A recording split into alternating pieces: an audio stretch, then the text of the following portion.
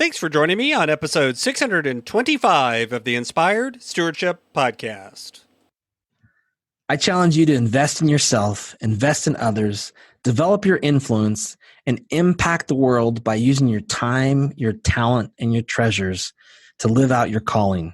Having the ability to really find your gifts and calling is a key.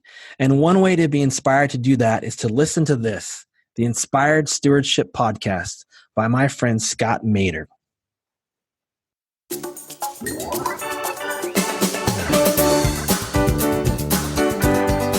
And you can automate the tracking part. You can make the tracking part something where your bank app or other tools can fill in the blanks for you, but you still got to use your brain and actually review what happened and think about, is there anything here that I want to change? Is there anything here that I don't feel is right? And how can I make adjustments? How can I improve that situation? Welcome and thank you for joining us on the Inspired Stewardship Podcast. If you truly desire to become the person who God wants you to be, then you must learn to use your time, your talent, and your treasures for your true calling. In the Inspired Stewardship Podcast, you will learn to invest in yourself, invest in others, and develop your influence so that you can impact the world. In today's episode about investing in others through stewarding your treasure, I talk with you about the difference between tracking and planning with your money. I share why both are important, but that they are fundamentally different things. And I give you some tips to do both quickly and efficiently. As we talk about stewarding your treasures, wouldn't it be great if you could support this podcast and do it without costing yourself an extra dime? Turns out you can. All you have to do is use inspiredstewardship.com/Amazon when you're ready to make a purchase via Amazon, and a small commission will come back to support the show. If you enjoy the show when you're ready to buy from Amazon, just use inspiredstewardship.com/Amazon. Earlier this week, we talked about tracking and planning when it comes to your time. And today I want to unpack and talk a little bit about tracking and planning when it comes to your money. One of the things that I see people doing over and over again is they'll do one of these and not the other when it comes to their money. And it always creates a problem. There are people that will have some sort of budget set up, and that's a plan, right, for your money. I like to call it a spending plan. And then they write that budget up. They do one of two things. They either try to create the perfect budget that's going to just be there every single month, and they never look back at it and adjust it based on the changes that happen, because let's face it, November is probably going to be different than June. But they also take it and make one and then just stick it in a drawer and never actually look at it or try to live by it. In both cases, whenever somebody is making a plan but not paying attention to whether or not they follow that plan, the plan is meaningless. And similarly, what I see with a lot of folks when they come to me for help with their money is they've been tracking their money for a while. They can tell me, well, I spent this much on that, and I spent this much on that, and I spent this much on something else. And I always look up at the end of the month, and I just can't believe how much I've spent on all these different things.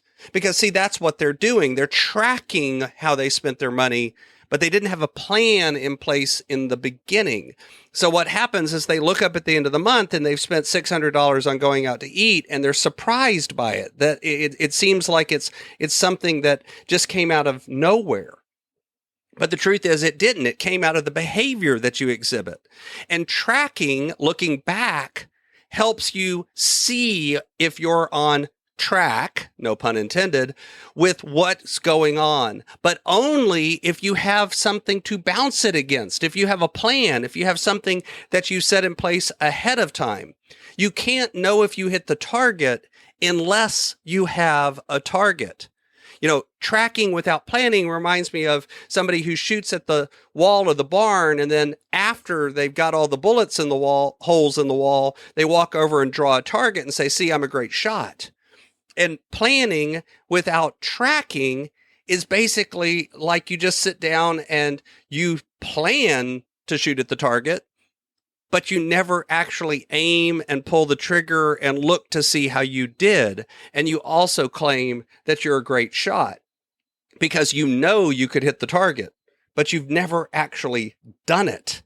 So the truth is both of these tools are necessary.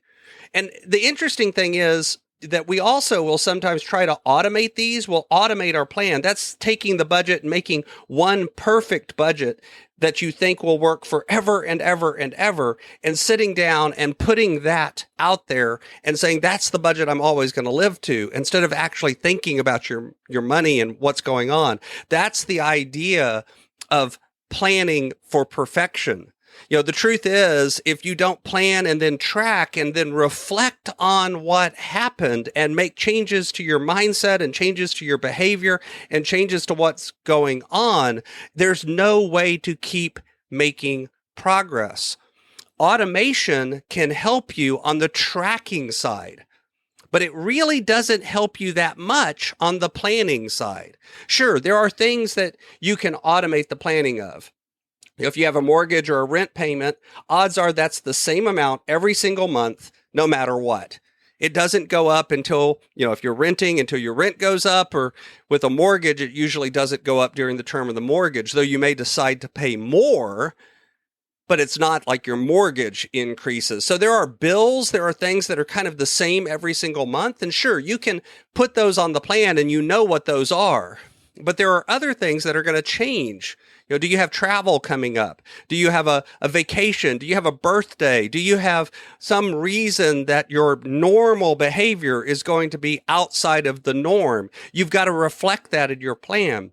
So doing the plan does require a certain amount of energy, a certain amount of thinking, a certain amount of paying attention to what's going on and adjusting the plan for each month. Plus, with planning, you have the opportunity to look ahead further. You have the opportunity to think about not just what's coming up in the immediate, but what's coming up in the long term and plan for that. Sometimes people have what I call gotchas in their budget. They have things that, maybe they only pay annually or quarterly, like property taxes or insurance and these sorts of things. And when those things are not planned for long term, they sneak up on you. All of a sudden, in 1 month, you have this large payment, and you've got to struggle to figure out how to do it that month. But if you look long term with planning, you begin to be able to say, in 6 months, I'm going to have an insurance payment. Let me start saving for it now and set aside a little bit every single month. So planning helps you both in the short term and the long term. Tracking doesn't usually do that. But what tracking can do is inform the plan, because after you've looked at it, you'll notice there's areas where perhaps you're overspending, and you can put techniques into place to keep that in check. Or you'll notice, for instance, those gotchas. You'll see, I've always struggled in June because that's when my insurance payment is due. So you use tracking to inform the plan, but you don't, and you can automate the tracking part. You can make the tracking part something where, your bank app or other tools can fill in the blanks for you. But you still got to use your brain and actually review what happened and think about, is there anything here that I want to change? Is there anything here that I don't feel is right? And how can I make adjustments? How can I improve that situation? And as you do that, over time, what begins to happen is you begin to improve your plan. You begin to make it where each plan, each month gets a little better and it gets a little easier. And you can do that with a very simple spreadsheet for a plan.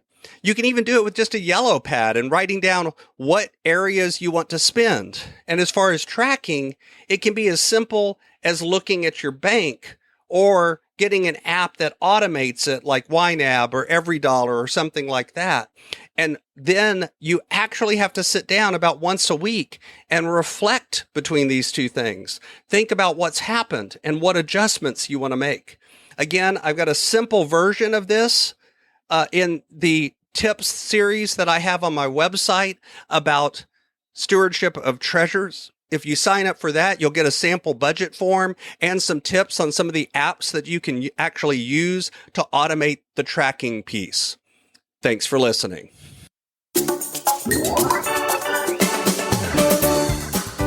Thanks so much for listening to the Inspired Stewardship podcast. As a subscriber and listener, we challenge you to not just sit back and passively listen, but act on what you've heard and find a way to live your calling. If you like this episode on the stewardship of treasures, you can sign up for our treasures tips by going to inspiredstewardship.com/treasures or text in the U.S. 44222 treasures tips. And we'll send you 5 weeks of our best tips on stewarding your treasures. Until next time, invest your time, your talent, and your treasures. Develop your influence and impact the world.